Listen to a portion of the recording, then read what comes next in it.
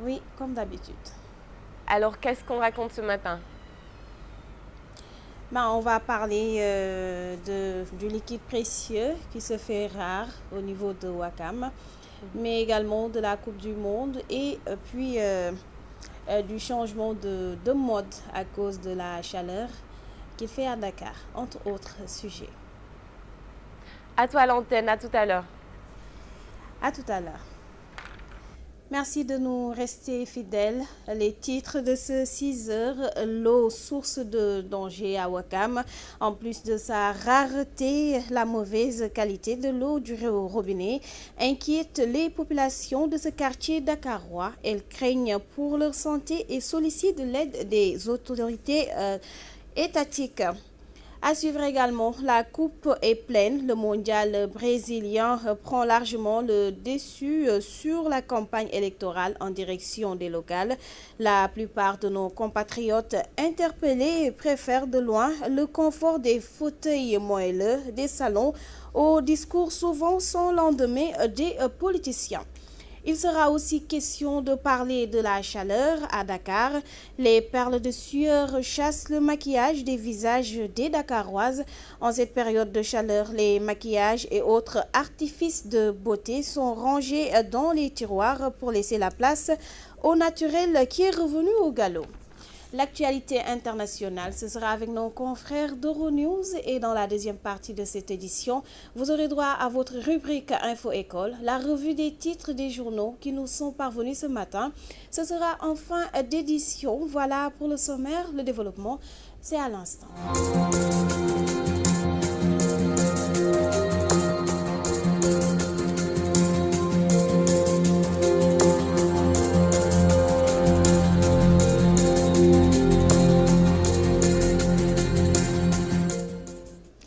Mesdames et messieurs, bonjour et bienvenue dans cette première édition que nous ouvrons par l'eau qui devient une source de danger à Ouakam.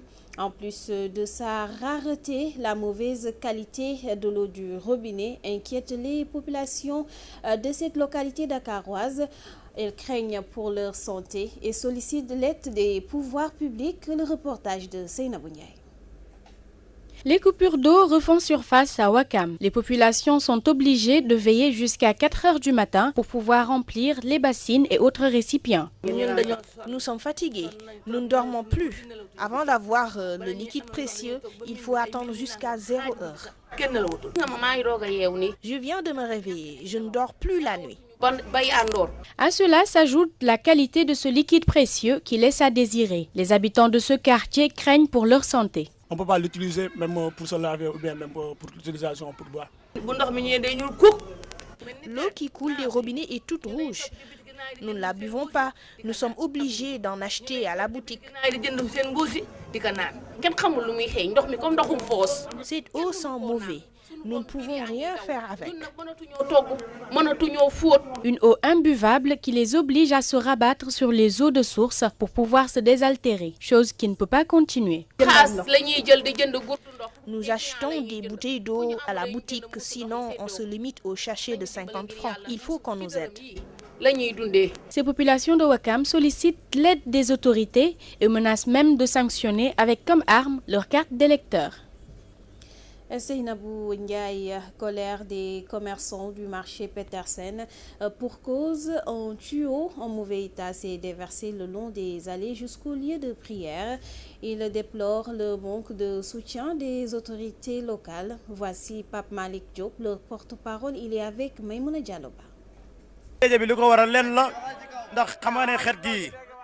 Depuis un mois, ce tuyau défectueux nous empêche de vaquer à nos occupations. Il dégage une odeur nauséabonde et c'est mauvais pour la santé. Chaque jour, le maire Alioune Ndoye passe par cette rue. Il n'accorde aucune importance à notre bien-être. Nous n'allons voter pour aucun candidat si on n'obtient pas quelque chose.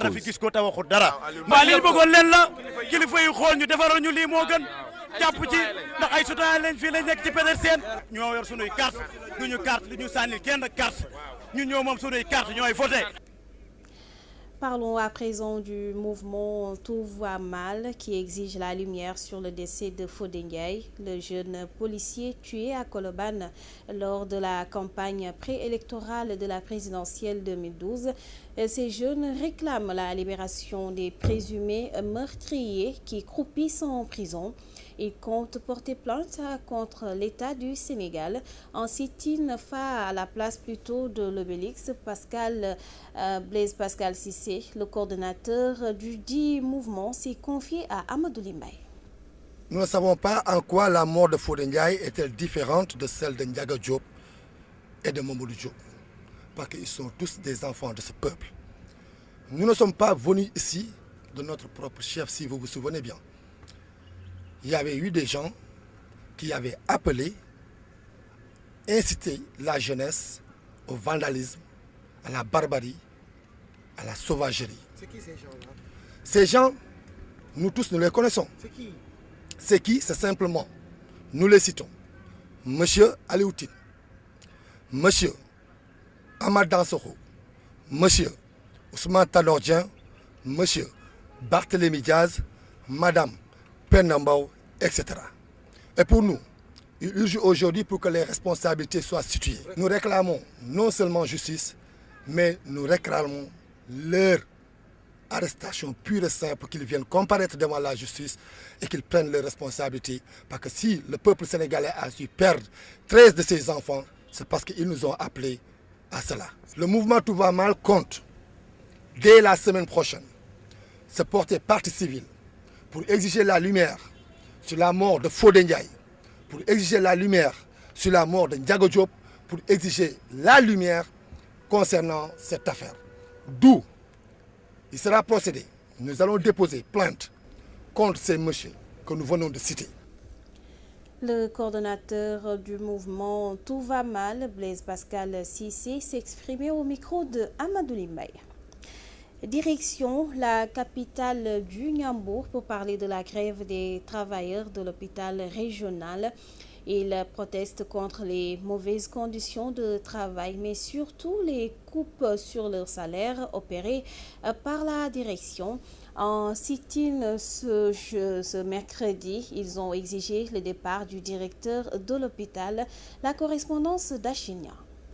Inauguré en 1983, l'hôpital régional Amadou Sakhir Mbaye de Louga est en état de dégradation avancée. Des toilettes qui donnent envie de vomir, du matériel vétuste, des chambres mal équipées, bref, un hôpital malade. Et depuis quelques semaines, les travailleurs sont en grève pour demander l'amélioration de leurs conditions de travail. Mais en réaction à cette grève, le directeur de l'hôpital a procédé à des coupes sombres sur les salaires, ce qui a mis les travailleurs dans tous leurs états.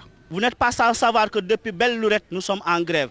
Et jusqu'à présent, nous avons épuisé toutes les voies et moyens qui sont légaux et que la loi nous permet pour faire une grève. Jusqu'à présent, nous n'avons pas effectué de grève sauvage. Mais aujourd'hui, on se rend compte de quoi? Le directeur, il se lève un beau jour, il coupe les salaires. Non seulement il coupe les salaires, mais il les coupe à plus de 3/4%. Et là, on ne peut pas le concevoir parce que nous sommes dans un pays de droit.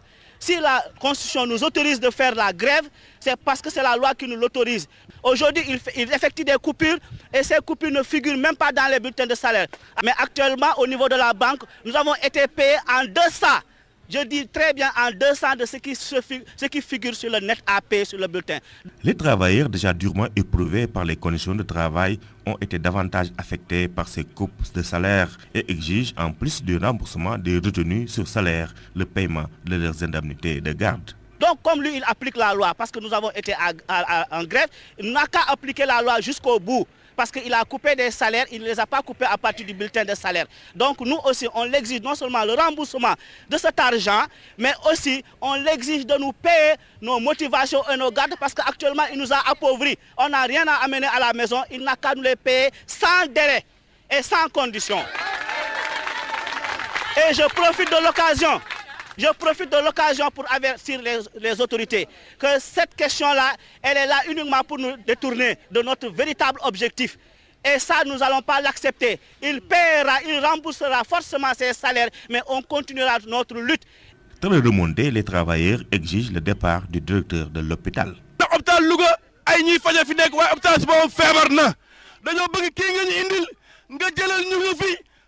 du buub ay bagaasam mu abal Louga nañu abal na dem na dem a dem a dem na dem na dem na dem a dem a dem. Louga, Achille Niang, Radio-Télévision Walfadjri.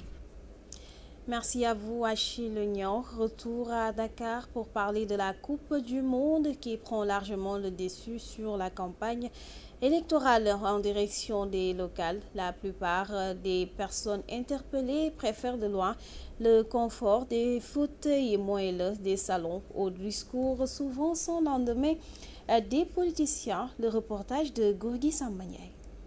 Les Sénégalais partagés entre Coupe du Monde et campagne électorale pour les élections locales. Cependant, les matchs de football qui se déroulent au Brésil semblent bénéficier d'une plus grande audience. Franchement, pour vous dire que je suis plus la Coupe du Monde que les élections. J'attends juste le jour des élections, je vais voter qui je pense qu'il est... Oui, je vais accomplir mon devoir. Ça, je l'ai toujours fait depuis. La Coupe du Monde m'intéresse de plus, quoi. Parce que, bon, j'aime bien le football. Et puis nous sommes des Africains. Quant à la politique, moi, je ne fais pas de la politique. Bon, j'attends le jour des votes, je vais aller voter tout simplement. Hein. Il y a des Sénégalais qui suivent effectivement le mondial parce qu'ils sont passionnés par le foot et autres. Donc, du coup, rien ne peut leur empêcher de suivre les matchs de la Coupe du Monde. En ce qui concerne certaines populations, l'actualité nationale, mais surtout l'avenir du pays, prime surtout, raison pour laquelle la priorité est donnée à la campagne électorale. De mon pays, je suis un simple citoyen, donc je suis l'événement de mon pays. À la radio, à la télé, à Facebook, donc je suis ça régulièrement, quoi. Oh, c'est la campagne électorale parce que je suis sénégalais, premier d'abord. La Coupe du Monde, c'est deuxième des choses. Quoi qu'il en soit, la coïncidence des deux événements semble diminuer l'engouement des Sénégalais en politique. Même si les Lions de la Teranga ne sont pas au rendez-vous de Brésil 2014, l'intérêt suscité par le foot auprès des populations est resté intact. Merci Gorgui Sambagnaï. Je vous l'annonçais au sommaire, l'été et ses effets s'appliquent à la mode. Les perles de sueur chassent le maquillage des visages de bon nombre de Dakaroises. En cette période de chaleur, les maquillages et autres artifices de beauté sont rangés dans les tiroirs pour laisser la place au naturel qui est revenu au galop. Le reportage de Aminata Faye. Il fait chaud à Dakar, les habitudes changent, la façon de se maquiller aussi. Pour lutter contre cette canicule, les filles ont choisi la manière la plus discrète pour se maquiller. En cette période, il faut se maquiller le plus simplement possible. Je préfère de ne pas mettre trop de poudre parce qu'il fait chaud et avec la chaleur, si tu mets beaucoup de poudre, ton visage va un peu abîmer, je veux dire. Il faut mettre un tout petit peu de poudre, prendre un peu de poudrier, nettoyer un tout petit peu ton visage, après c'est bon quoi. Il y a un maquillage spécifique pour la chaleur, parce que ça ne peut pas être la même chose avec le maquillage de l'hiver. Il faut faire un tout petit peu de crayon, un peu de gloss et un tout petit peu de poudre aussi. Fond de teint aussi, la période de tangay, normalement, on peut utiliser. Il faut éviter tout ce qui est fond de teint parce qu'il fait chaud. Même si les filles ne le comprennent pas ainsi, c'est ce qu'il faut respecter pour éviter les boutons. Normal. Évitez tout ce qui est maquillage et votre visage restera parfait et sans boutons. Une meilleure manière de vivre en harmonie en cette période estivale, argumentent les filles rencontrées dans les rues. Merci Aminata Faye. Autre aspect de l'actualité, cette guéguerre à la Jeanne d'Arc de Dakar.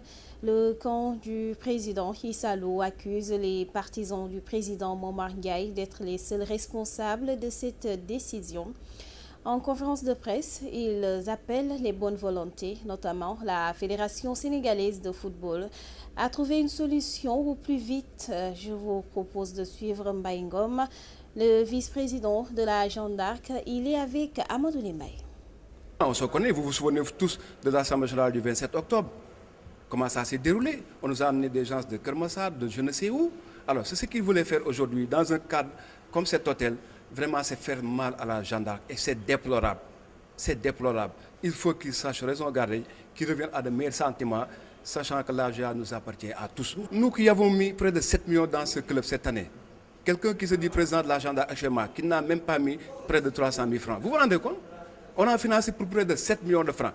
Toutes les primes reçues par les joueurs du football ont été payées par notre groupe. Ce dossier est en justice. Nous avons dit, nous faisons aujourd'hui notre bilan en conviant tous les dignes fils de la Jeanne d'Arc. Et aujourd'hui, ce matin, vous avez tous vu des nervis. C'est des nervis, il faut dire le mot. On ne les connaît pas de la Jeanne d'Arc. C'est des nervis. Nous ne sommes pas des va-t-en-guerre. En tout cas, moi, je me refuse parce que je considère tout le monde comme étant partie de la famille Jeanne d'Arc. Encore qu'il faudrait qu'ils sachent qu'ils sont dans le tort et qu'ils, eux, tendent la main. À partir de ce moment, je pense que tout est possible. Mais aujourd'hui, il est temps que la fédération prenne ses responsabilités. Pour que, dès la fin du mois de Ramadan, la fédération organise l'Assemblée générale de la GIA. Qu'on ne parle plus de GIA de telle personne. C'est la seule solution que je vois aujourd'hui. Parce qu'il y a un groupe de 3 personnes, mais malheureusement, ils ont une signature qui disent qu'ils sont la GIA, alors qu'ils ne représentent absolument rien. Tout de suite, le round-up de l'actualité internationale avec nos confrères d'Euronews. 21 morts et 27 blessés dans un attentat au Nigeria. Certains témoins affirment qu'il s'agissait d'une attaque suicide. En tout cas, une bombe cachée dans un pousse-pousse a explosé au milieu d'une foule rassemblée pour regarder sur grand écran le match de football Brésil-Mexique mardi soir. Les islamistes radicaux de Boko Haram considèrent ce sport comme une perversion occidentale. Cet attentat qui a eu lieu à Damaturu, capitale de l'état de Yobe, n'a pas été revendiqué, mais il est le dernier d'une longue série d'attaques sanglantes, désormais quasi quotidiennes, attribuées au groupe islamiste armé. Les victimes sont de jeunes hommes et des enfants. Il y a eu comme un flash de lumière et beaucoup de gens ont été tués, dit ce blessé. Certains ont dû être amputés ou ont été très sérieusement blessés. Mais Dieu merci, mes blessures ne sont pas graves. Plusieurs centres de retransmission et terrains de foot ont été attaqués récemment au Nigeria. Alors même si le football est un sport national dans le pays, 2 États ont déjà fermé leurs centres de retransmission des matchs de la Coupe du Monde pour raison de sécurité. Les Nations Unies accusent les rebelles pro-russes de faire régner la terreur dans l'est de l'Ukraine. Dans un rapport rendu hier au Haut Commissariat des droits de l'homme, les enquêteurs affirment qu'au moins 356 personnes ont été tuées, dont 86 militaires ukrainiens. Parmi ces soldats, les 49 parachutistes dont l'avion a été abattu samedi, leurs dépouilles ont été rendues hier. Nous transportons les 49 parachutistes ukrainiens morts près de l'aéroport de Lugansk sans contrepartie, insiste ce membre d'une milice pro-russe. Dès que nous les aurons remis, la trêve sera finie, la guerre continuera et nous gagnerons. Certains témoins parlent d'exécutions sommaires et de plusieurs dizaines de personnes portées disparues. Les insurgés n'hésitent pas à interpeller des civils contre le paiement d'une rançon, même pour les obliger à se battre à leur côté. D'autres avouent avoir été torturés. Moscou condamne les conclusions de ce rapport. Une page de l'histoire espagnole se tourne. Le roi Juan Carlos Ier a signé sa dernière loi, celle permettant son abdication. L'ambiance était à la solennité dans l'imposante salle des colonnes du Palais Royal de Madrid où près de 150 personnes étaient réunies autour de la famille royale. Le chef du gouvernement conservateur, Mariano Rajoy, a ensuite ratifié cette loi qui entrera en vigueur dès sa publication au journal officiel. Cette loi permettant l'abdication du roi Juan Carlos avait été approuvée à une écrasante majorité par les députés le 11 juin dernier, puis par le Sénat ce mardi. Aucun discours n'a été prononcé lors de cette courte cérémonie. Affaibli par les ennuis de santé et usé par les scandales qui ont entaché l'image de la famille royale, le roi d'Espagne, âgé de 76 ans, laisse donc la place à son fils, Felipe. Jeudi, le prince Felipe deviendra à 46 ans Felipe VI, nouveau roi d'Espagne. Âgé de 41 ans, son épouse Laetitia deviendra, elle, la première reine d'Espagne à ne pas avoir de sang royal. Affirmant vouloir laisser place à une nouvelle génération, Juan Carlos lègue à son fils la délicate mission de rénover une monarchie discréditée et de préserver une unité nationale malmenée par la poussée séparatiste en Catalogne.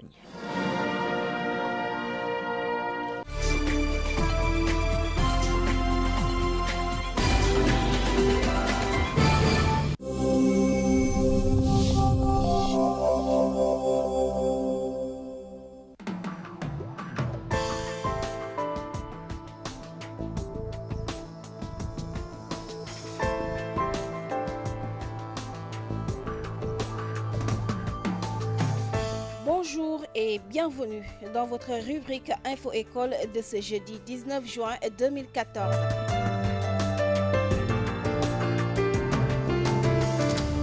Les élèves du département de Salémata à Kédougou souffrent de sérieuses difficultés ayant pour nom grossesse, mariage précoce, orpaillage traditionnel entre autres. Par ailleurs, plus de 200 élèves sont sans bulletin de naissance. Profitant de la cérémonie de distribution de prix aux meilleurs élèves du département, autorités administratives et académiques demandent aux parents de respecter le droit des enfants. La correspondance de Solibra Madabo.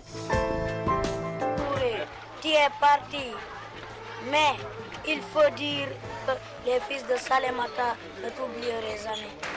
Il s'agit de Mamadou Aliou Touré, ce jeune collégien victime d'un éboulement de terre dans un site d'orpaillage à Salémata. Le nom de ce jeune garçon, âgé d'une quinzaine d'années, reste encore gravé dans l'esprit de ses élèves qui disent plus jamais ça. En quoi l'adjoint au préfet, les enfants de ce département sont confrontés à d'énormes difficultés. Un département qui est confronté à des problèmes qui sont liés à la non-inscription des enfants à l'état civil. Et c'est un département également qui est confronté à des grossesses et des mariages précoces. Et comme j'ai eu à le dire, dans le cadre du comité départemental pour la protection de l'enfance, nous nous sommes attelés, en tout cas, à atténuer ces difficultés-là. Comme j'ai eu à le dire, une société ne doit pas être permissive. À cette fête de l'enfant africain, les autorités académiques et administratives ont mis à profit cette journée pour faire un plaidoyer relatif à la protection de l'enfant. D'ailleurs, une audience foraine est prévue dans des jours à venir afin d'inscrire plus de 200 élèves à l'état civil. Nous voulons définitivement régler cette question ici dans le département de Salémata. Nous sommes en train donc de procéder à une vaste campagne de recensement de tous les élèves se trouvant dans cette situation.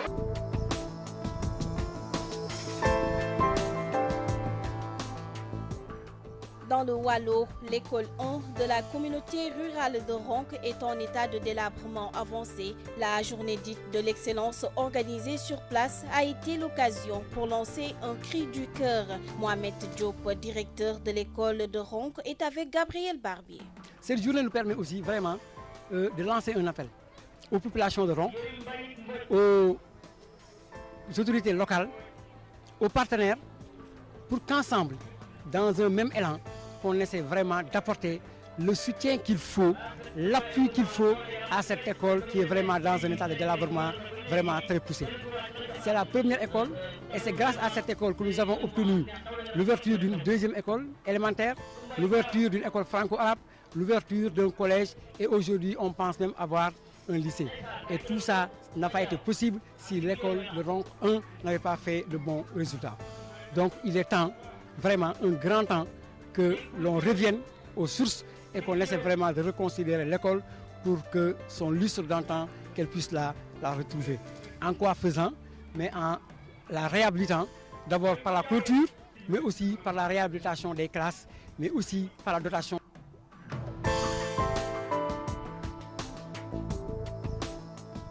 Catholique de l'Afrique de l'Ouest, l'évêque de Thiès, Monseigneur André Gueye, exhorte les acteurs de l'enseignement supérieur à prôner un nouveau type d'étudiant, un étudiant loyal, imbu d'honnêteté pour servir la nation. Le reportage de Ramatoulaye Sarr. Un nouveau type d'étudiant imbu d'honnêteté et de loyauté. C'est à cette mission que l'évêque de Thiès, Monseigneur André Gueye, a exhorté les pensionnaires de l'Institut supérieur d'administration des entreprises, un démembrement de l'Université catholique de l'Afrique de l'Ouest basée au Collège Saint-Gabriel. En venant présider la cérémonie inaugurale de l'Institut, le religieux a livré un message clair. Un nouveau type d'étudiant. Je vous confie cette mission. De nouveaux gestionnaires, comptables, managers, doués non seulement de compétences, mais de loyauté et d'honnêteté. Notre pays en a besoin. Lisez la presse. Soyez des hommes d'affaires honnêtes, loyaux. C'est pour dire que demain, vous allez travailler, mais que vous soyez mus par un esprit de service pour servir Dieu et servir l'homme. Le travail bien fait rend hommage à Dieu et rend l'homme debout. Dans le souci d'offrir un enseignement de qualité, l'objectif que se sont fixés les responsables académiques, c'est plus de filières scientifiques pour renverser la tendance littéraire notée chez bien d'étudiants actuellement. Mettre en place des filières scientifiques pour vraiment résorber un peu, inverser la tendance. Parce qu'on a remarqué qu'au Sénégal, il y a beaucoup trop de littéraires, etc. Donc nous aussi, nous voulons l'année prochaine, dès l'année prochaine, ouvrir d'autres filières comme les mathématiques, comme l'ingénieur, la transformation des produits agricoles, etc. D'autres filières qui pourront aider les jeunes, une fois sortis et bien formés, à participer au développement de notre pays. Que l'atteste leur philosophie qui est de joindre à la compétence toutes les vertus de loyauté et d'honnêteté, l'Église catholique se dit inscrite dans l'optique d'accompagner les étudiants pour une éducation de qualité.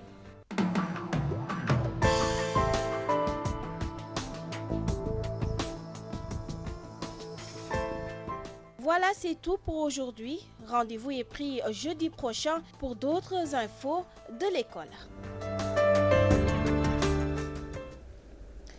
Retrouvez votre rubrique Info École à 13h. Le dernier virage de ce 6h, la revue des titres des journaux qui nous sont parvenus ce matin. À la une de Walfadjri, affaire ArcelorMittal, État du Sénégal. Ça sent le dit le titre Walfadjri. Mon confrère Georges Nesta Diop nous signale que l'opposition et la société civile acculent Macky. Élection locale du 29 juin 2014 à la une de Walfadjri. Après 5 jours de campagne, que de la musique et des promesses surréalistes, titre Walfadjri qui fait noter la violation de la loi électorale. Le Sénégal brandit le bâton contre des organes de presse. Élection locale toujours, les hommes de tenue ne voteront pas le 29 juin. Des paramilitaires exclus protestent. Nous renseigne le Canard qui à sa une nous parle des entreprises en difficulté. Le secteur privé ne croit plus aux promesses de l'État. Escroquerie présumée, pourquoi 3 pommes restent en prison, renseigne Walfadjri. Le journal Le Quotidien titre sur le classement sans suite de l'affaire Karim Wade. L'État lance un autre pari. La chancellerie annonce une découverte de 11 milliards en France.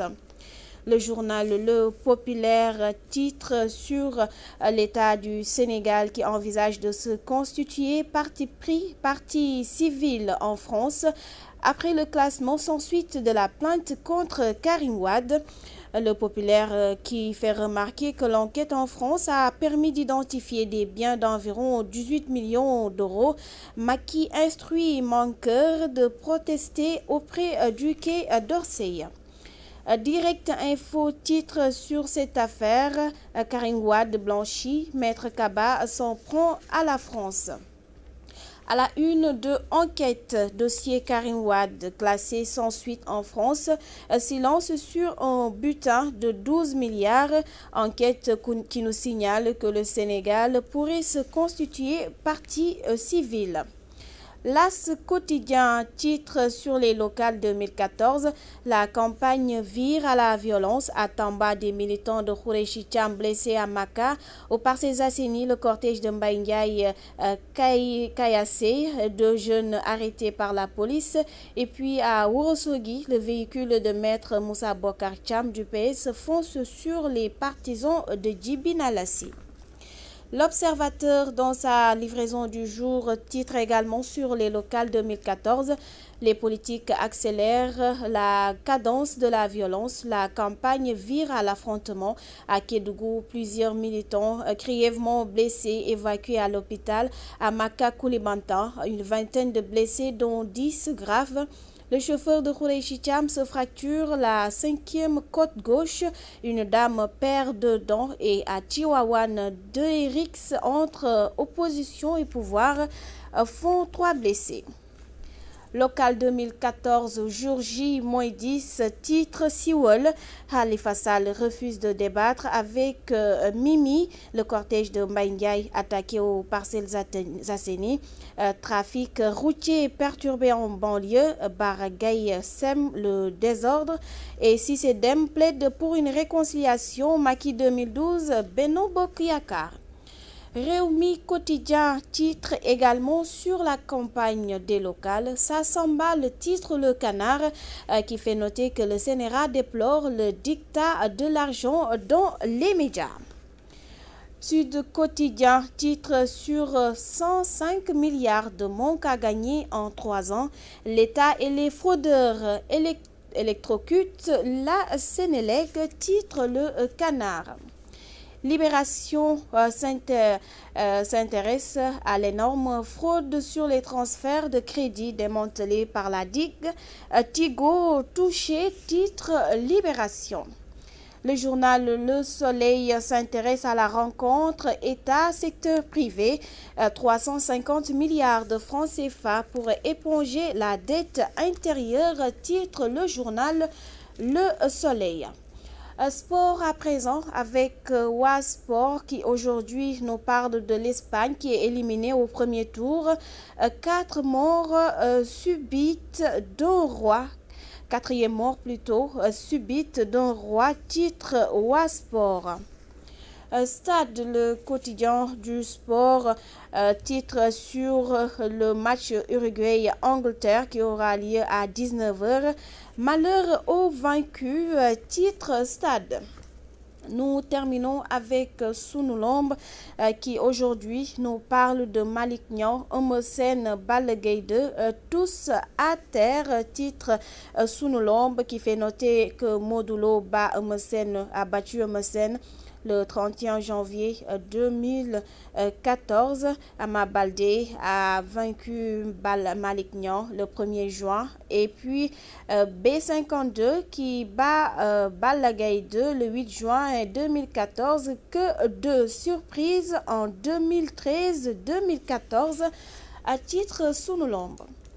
Voilà, c'est tout pour la revue des titres des journaux qui nous sont parvenus ce matin.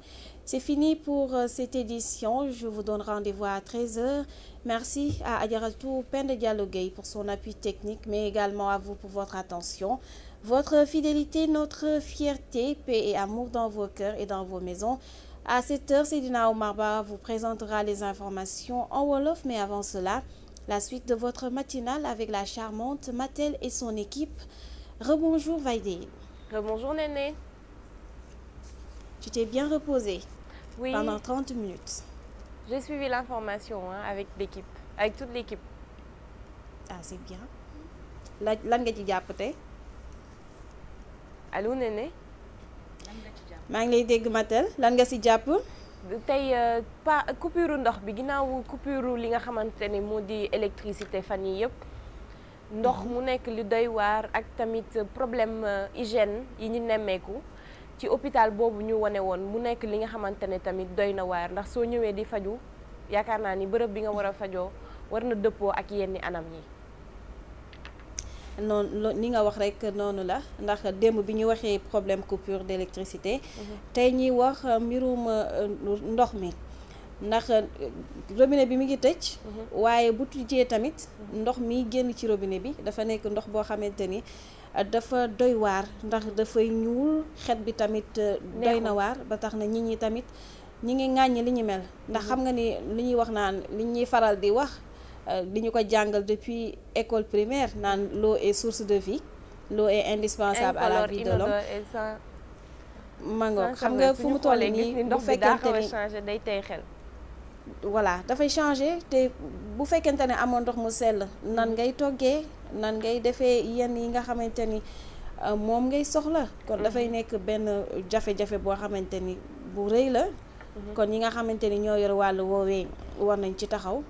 beneen mbir tamit bi nga signalé muy la am solo mooy ñi nga xamante ni ñoo nekk ci hôpital régional bu Louga nga xam ne ñi ngi ŋàññi seen condition de travail. hôpital fi nit di fajoo bu fay demee war na fa fekk benn sell war na fa nekkee anam gu sell bu mën a dal xelam ndax nit ki bu ñëwee ànd ak feebaram psychologiquement espace bi nga xamante ni fan lañ ko war a fajee dafay peser ci moom donc bu ñëwee fekk ni fiñ koy fajee yamawul ak anam yi nga xamante ni noonu la hôpital war a tëralee dafay doy waar. waaye suñu paree xam nga sànq wax nga waxu maquillage duñu bàyyi lu dul suñu princesse du désert ki nga xamante ne mode et beauté ci lay dox di ci wax mu wax ci. loolu jàpp naa yëpp mais loolu tam dafa nekk pàcc boo xam ne daf maa soxal. xale yu jigéen ñi ñoom lan la ñu wax ci maquillage yi été bi. tàngaay bi xam nga tàngaay bi nee nañu fond de teint dafa niin. waaw nañ dëgg boo ko defee sa kanam boo génnee si biti dafay am lu mu jafe-jafe bu mu lay indi ba tax na ñoom nee nañu dañuy def tuuti talc rek ak tokk ni ñu koy waxee pastel ci bët yi crayon noir def lipo lèvre voilà crayon noir def tuuti lipo lèvre rek daa dee dem comme ça doo am problème mu picc doo am tam problème mu peau wax nañ dëgg daal nañu ranger maquillage yi ba ci kanam wala ñu ranger ko ba guddi jot ñu soog ko génn fond de teint kenn du ko def c'est pas très conseillé nga koy def di génn ci naaj bi wax nañ dëgg. kon xam naa ni yow moom mën nañu jàpp pàcc boobu yow laa koy bàyyee. waaw lu ma ñor la mën nañu jàpp ni talc moo génn ci été bi ah. talc c'est pour les teints noirs nag dañ koy préciser dégg nga c'est pour les teints noirs kon unaar su paree. dina ma wax ñun ñi nga xamante ni suñu yaram yi dafa xaw a leer tuuti lan la ñu war a jëfandikoo. non c'est pour les teints noirs d'habitude. amul problème bonne journée Néné. merci et bonne journée di jaajëfal Néné Jupiter waaye tamit rédaction Walf TV ñi mu àndaloon ci suba ba tey ci kàllaamay Kocc mu nekk xibaar yi leen jagleeloon léegi duñ def lu dul ànd ak Mamika rubrique santé ci seen biir émission petit déj mais laata loolu damay nuyuwaat ñi ma bokkalaat plateau di la dalal ak jàmm Ndeye Coumba di la ne namoon nañ la. wala raw naka congé yi. ça va ça a été bien reposé. alhamdulilah. di nuyu ki nga xamante ne moo di ganu Néné Jupiter mu nekk docteur Anne bonjour. bonjour vous allez bien. merci bien réveillé. léegi dañuy ànd ak ki nga xamante ne moo di Mamika docteur maison rubrique santé ci seen biir émission petit déj.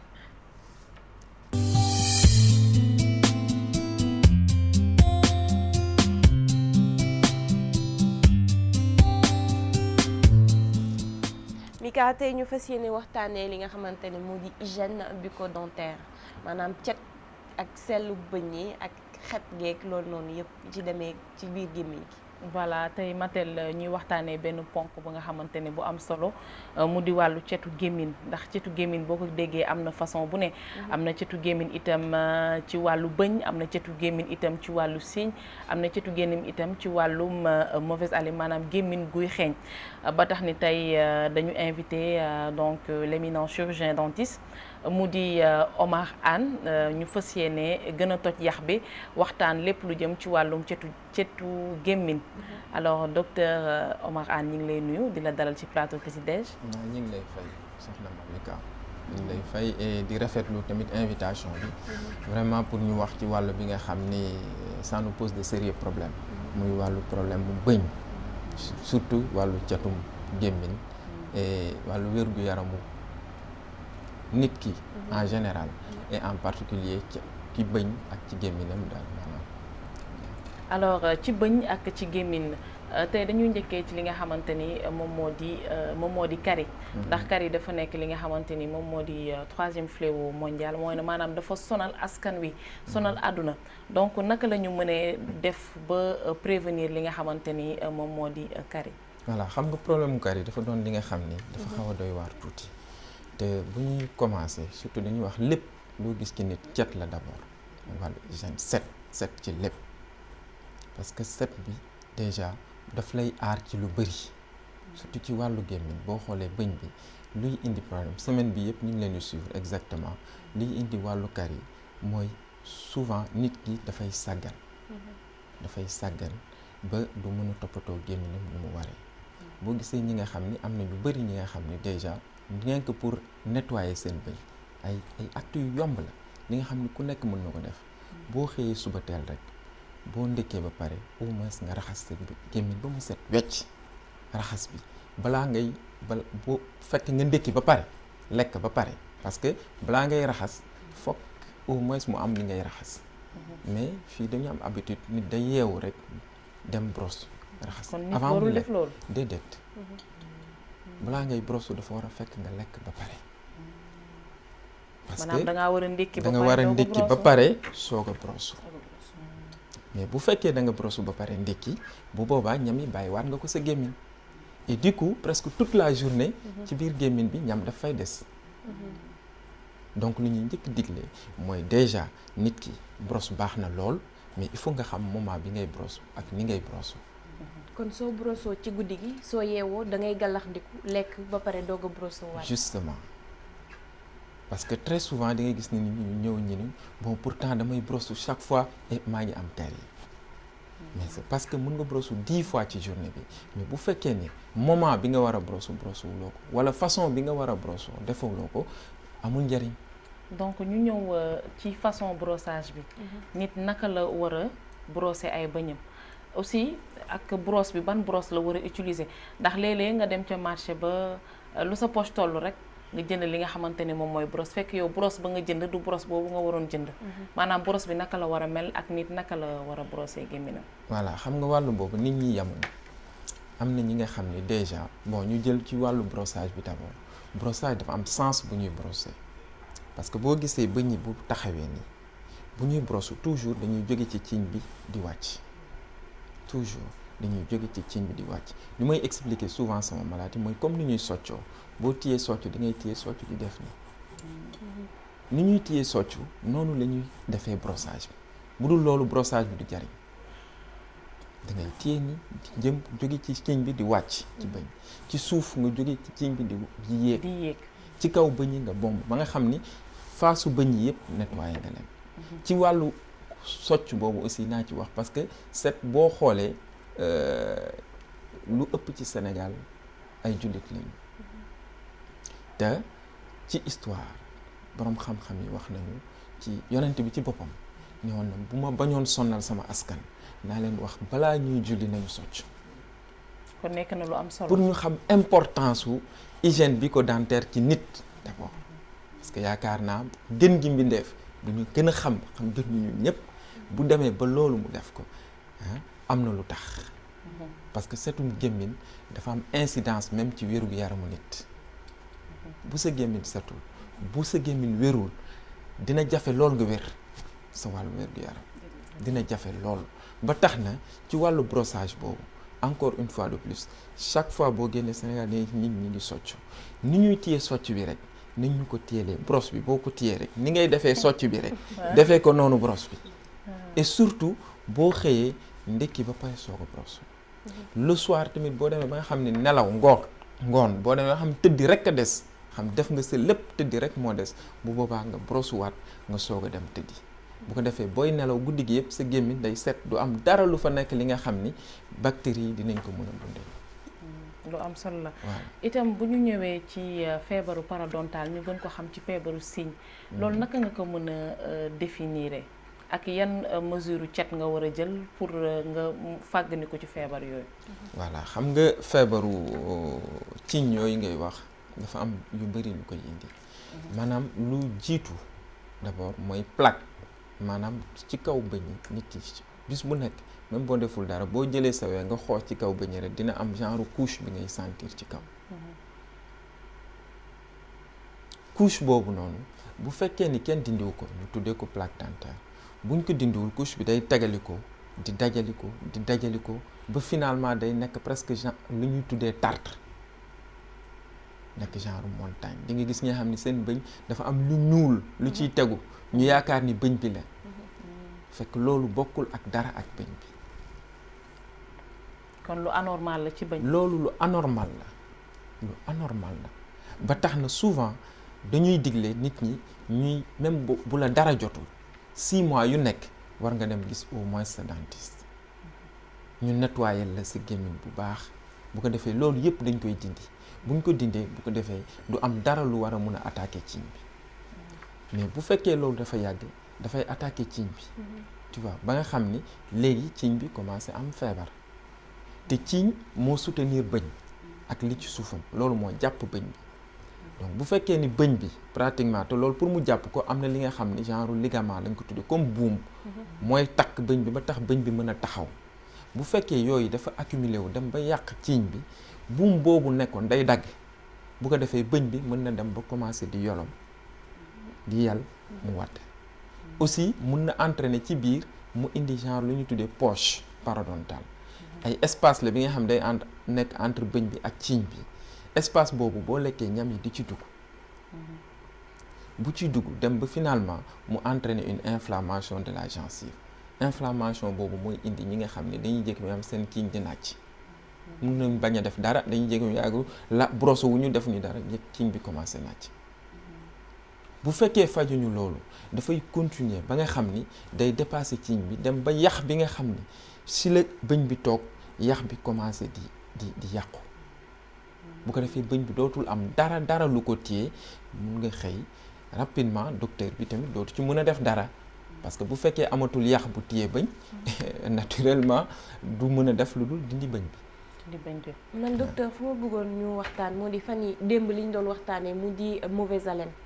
lan moo koy indi ak nan la ñuy def ba mauvaise haleine dindi ci nit ki parce que ñii dañuy naan ci estomac bi la ñii di naan ci gémmiñ bi la. waaw mauvaise haleine bi mën na jóge ci gémmiñ bi comme mën na jóge ci estomac bi mais li jëm ci gémmiñ bi bu fekkee nit ki dafa am carie faju ko mu am ay pax yu nekk ci bëñ yi pax yooyu am ay ñam di ci tegu ñam yi du dañ nga xool nit ki mën na lekk benn tey mu añ tey am ay ñam yu tegu foofu amul dara lu ko dindi mu toog fa ñetti fan dafay mel ni nga jël ñam teg ko nit war ko lekk ñetti fan lekk ko xam nga day forox te lu ñuy gën a xamee forox mooy xet waaw bu ko defee ñam yooyu des foofu te dañul naturellement dafay indi mauvaise haleine muy benn ñaar di nga gis ñi nga xam ne seen bëñ nu mu saxee baaxul dafa jaxasi ko maanaam bu ko defee même booy brosse am na côté yi nga xam ni brosse bi du fa xaj maanaam mooy ñi nga xamante ni léeg-léeg seen bëñ yi dafay jàngar voilà dafay jàngar bu ko defee brosse du xaj du mën a dugg ci yenn roq-roqaat yi bu fa mënul dugg yenn saa yi dinañ ñu indiquer nit ki muy utiliser genre fil yi nga xam ni souvent moom lay nettoyer côté boobu tu vois et surtout aussi bu defee loolu tamit dentiste bu fekkee am nga sa dentiste nga koy gis dina la nettoyer très souvent roq yooyu nga xam ne yow mënoo ko jot dafay permettre moom dina la ko nettoyer ba mu set xam ni dara du nekk ci biir gémmiñ bi bu ko defee là ça ne pose plus problème. sama question mooy des fois di nga gis comme ni nga wax noonu sànq ay bëñ yoo xamante ni dañuy am problème c'est-à-dire dañuy am ay ñuul ci diggante bëñ yeeg yooyu mun na nekk xaw ma kari la xaw ma taar ngeen ko tuddee xaw ma lan ngeen ko tuddee mais en même temps boo seetloo d'habitude loolu ñu muy dal dañuy am odeur gémmiñ nga gis d'habitude mu dem si dentiste bi bëñ boobu du metti wala mun na bañ a metti boromam mais nekk na loo xamante ni déjà dafa nekk feebar ci biir gémmiñam parce que mi ngi koy jural benn odeur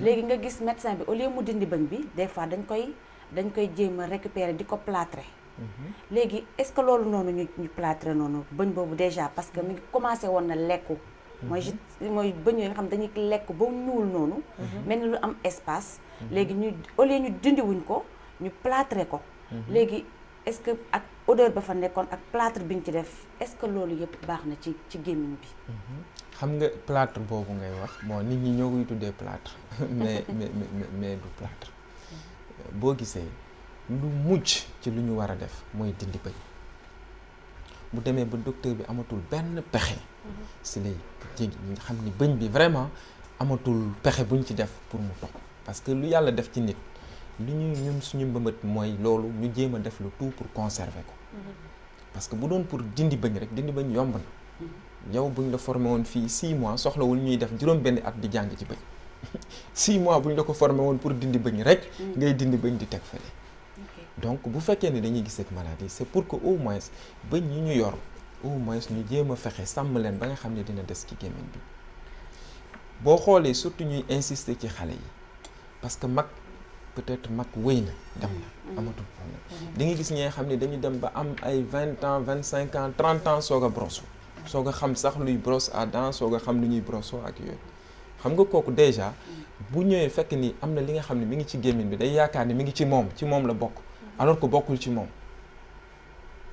tu vois parce que am na ñi nga xam dañuy yaakaar ni tarte ñuul yooyu dañuy dem ba yaakaar ni ci ñoom la bokk seen bëñ moom alors que loolu bokkul ci ñoom est-ce que tu vois bu fekkee ni teel nañ ci jóg là pratiquement c'est sûr que du am benn problème boo gisee docteur sa docteur bu xoolee bëñ bi dina xam ndax lii dañ ko war a faj wala lii dañ ko war a dindi bu boobaa mu jël décision bu dee li nga xam ne wóor na ko ni ko lii mën nañ ko conserver amul benn problème bu la defalee faj bi nga respecter exactement say rendez-vous respecter lim la wax et surtout suivi bi parce que faj boo gis day am suivi mënoo am yenn feebar yi ñu traité ko rek nga toog ni faju naa jeex na mais il faut muy am suivi régulier bu amee suivi boobu bu ko defee yàlla mën na la musal ba loolu léegi dootu ko am waaw nuyoo waat ñoom Mamika ñoom Matel ak di la fay di la wax namoon nañ la waaw di nuyu tamit suñu gan tey dama la amoon benn laaj rek ci wàllu bëñ ndax tey Sénégal buñ doon def jàngat ñu ngi toppatoo seen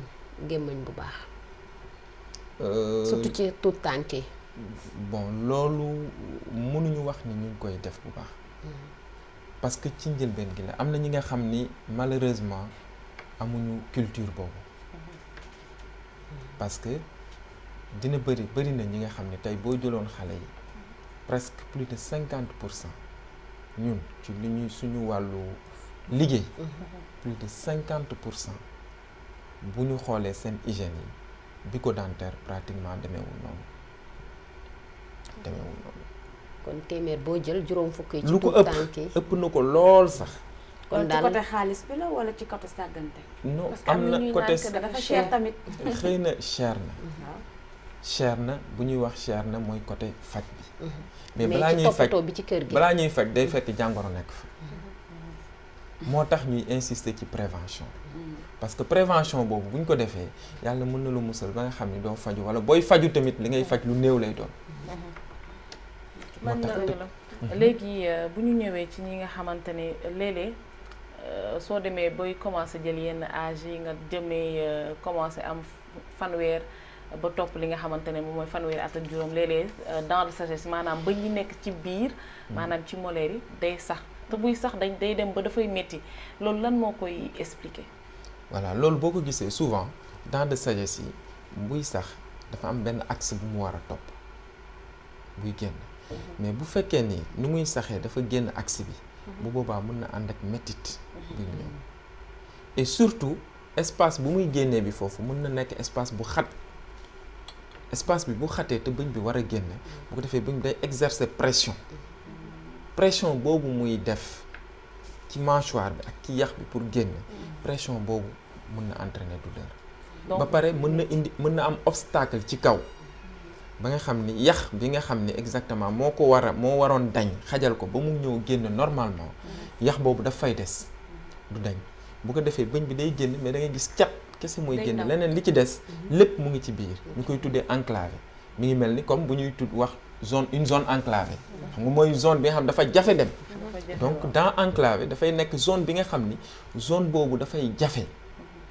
tu vois ce qui fait que bëñ bi dina bëgg génn dina mot pour génn mais du mën a génn parce que am na lu koy tànc foofu loolu moom mooy indi yenn métit yi donc léeg-léeg looloo tax bu demee ba benn stade chirurgien dentiste bi day daal di jël recours bi nga xamante ni moom moo di mu lelli der ba ca kaw pour bëñ bi mën a pousser bu baax waaw bu fekkee boobu dafa am ñaar bu fekkee dafa enclavé maanaam bëñ bi au lieu que mu génn taxaw dafa tëdd bu boobaa li ñuy def mooy dañ koy génne carrément bëñ boobu moom dañ koy génne du lu ñuy permettre que woy pour mu sax wala parce que wóor nañu ni nu muy saxee baaxul mais bu fekkee ni nag ci kaw dafa am genre couche bi nga xam ne ci kaw moo tere bëñ bi ñëw parce que des fois dafay am couche bi nga xam mooy nekk ci kaw mu tere bëñ bi ñëw bu boobaa loolu buñ ko teggee rek après dafay permettre carrément bëñ bi day ñëw jël place. man benn question laa am parce que da ngay dégg tout le temps ku la ne sama bëñ day metti mu jàpp nopp bi jàpp bët yi yenn saa yi sama bët day kii ban lien moo am entre bëñ ak bët ak nopp ak tamit li nga xam te ne mooy mbagg yenn saa yi. voilà c'est ça xam nga boo xoolee bëñ yi dafa am li nga xam ni pratiquement nerf yi nga xam ni moom moo relié parce que bëñ dafay dund bëñ dafay dund dafa am circulation sanguine bi nga xam ni mooy ñëw ba àgg ci biir bëñ bi pratiquement relier ko ak yaram bi nerf bi nag am na fu muy jaar bëñ bi dafa am nerf yi nga xam ni moo leen relier ñu wàcc ñëw souvent bu fekkee ni dafa am da nga am yenn métit yi métit bi dafa am trajet bu muy jàll ñu wax trajet douleur dafa am yoon bu muy jaar yoon bi nga xam ni mën na dem ba laal foofu dafa mel ni comme ci misaal ñu xamul jànguñu comme filu courant da nga koy branché fële prise bi nekk fële mais boo laalee fil bi fii mu maas la loolu moom mooy indi yenn saa yi métti yi di nga gis nga xam ne seen bëñu suuf mooy métti mais dañuy ñëw ni la sama bëñu kaw bi mooy métti maanaam du ñu xam nga wax boo expliqué wu ñu ni déet bëñu kaw bi la parce que man fi may yëg métti bi foofu la donc foofu li may digal malade yi mooy boo ñëwee ba ci docteur xam ni kii lii la jàng lii la xam yow sa métit xëy na moom nga am sa métit nga am donc amal confiance ci docteur bi rek nga bàyyi ko mu consulter xool bu baax parce que loolu mooy intérêt consultation bi parce que bu fekkee ni examen clinique bi c'est-à-dire docteur bi xoolul bu baax jël temps xool laaj la nga koy tontu parce que ci laaj ak tontu boobu tamit dina ko yombalal moom mu xam exactement lan la. docteur est-ce que mauvaise haleine am na traitement boo xamante ne dinañ ko traiter ba mu dañ carrément ba nit ki dootu ko amati. Il y a un traitement am na traitement parce que bu fekkee réellement que ay caries la moo nekk sa gémmiñ. D'accord bu ñu fajee carie bi defal la nga am ay tartre ñu defal la détartrage bu baax jox la conseil yi ñu lay jox maanaam comme wàllu brossage bi ngay def di def brossage bi régulièrement et en même temps aussi au moins ngay am tous les 6 mois ngay dem gisante ak sa docteur là yàlla mën na la ci musal. Donc ñi nga xamante ne tout le temps dañuy stressé ñi am diabète cancer wala sax li nga xamante ne moom mooy sida ñoom ban gàllankoor moo mën a ñëw ci seen bëñ mais également beneen question bi mooy que ni léeg-léeg contre-indication ak automédication bi dafay sonal ñu bëri nga ñëw ci matel sama bëñ day métti mu ne man de sama maam day wax sama bëñ suy métti dëbbal paracétamol nga def ci loolu nga lan ci ñaari question yi lan nga ci mën a tontu. waaw xam nga dafa am feebar yu bëri dafay am manifestation ci gémmiñ bu yàggee ci nit ki dafay dem ba day am perturbation ci gémmiñu nit ki maanaam comme diabète boobu ngay wax bu fekkee nit ki dafa am diabète te diabète bi équilibré wu bu boobaa daf koy kari dafay problème mu bëñ daf koy yomb lool daf koy yomb trop parce que day dem ba nga xam ni ciiñ bi maanaam li nga xam ni moom moo war a téye bëñ bi ba bëñ bi taxaw day dem ba diabète bi mën na affecté foofu bu ko defee diabétique yi très souvent da ngay gis dañuy dem ba dañuy am seen bëñ yi dafay yëngatu. maanaam du dëgër. du dëgër. parce que fil bi nga expliqué sànq moom mooy dem ba lâché. voilà parce que ciiñ bi li nga xam ni moom mooy permettre exactement bëñ bi jàpp ciiñ bi day dem ba lâché te y a une microcirculation bi nga xam ni normalement sang bi am na nu mu waree ñëwee ci gémmiñ bi ci ciiñ bi. bu demee ba nga xam ne exactement agsiwul normalement bu ko defee day mel ni comme ciiñ bi dundatul bu dundatul pratiquement dootul amatul njariñ amatul kattan pour au moins mën a def liggéey bi nga xam ne moom lañ ko sant mooy pour téye bëñ bi mu taxaw foofu tu vois là ça pose de sérieux problèmes moo tax souvent aussi am na ay xam nga diabétique warul am infection bu fekkee da nga am carie sa biir gémmiñ nga bàyyi ko ba mu infecté là dafay poser aussi problème moo tax souvent dentiste yi bu ñu amee malade yu mel noonu yu am diabète ak yooyu dañuy liggéey ak diabétologue bi parce que diabète bi mënul équilibrer tant que problème mu gémmiñ bi réglé wuñ ko mënul nekk c'est pas possible donc il faut absolument que diabétologue bi mu travaille ak le dentiste mu dem wax ni ko demal régler ce problème bi bu ko defee boo ñëwee ñoom mu mën a am résultat bu dul loolu mën na jël garab bu nekk garabu diabète yu gën a efficace mën na ko jël du tax du am résultat donc il faut quand même gémmiñ bi set gémmiñ bi bañ a am benn infection ñu traité loolu pour que au moins ñu mën a espérer quand même mu am un bon résultat. léegi ci wàllum automédication bi. wàllum automédication bi loolu moom moo gën a sonal ñu bëri parce que di nga gis nit sax mu ñëw dem du sax garabu mbedd yi lay jël dafay ñëw kii mamika bañam mu ngi metti dem na docteur bi bindal ko telle ordonnance mu faj ko mu ñëw matel bañ a metti mu ni comme Mamika bindaloon nañ ko nii donc man naa jël garab boobu mu faj ma alors que loolu du régler problème parce que li la dal ba tax yow sa bëñ di metti mën na bañ a dal kii ba tax bëñam di metti luy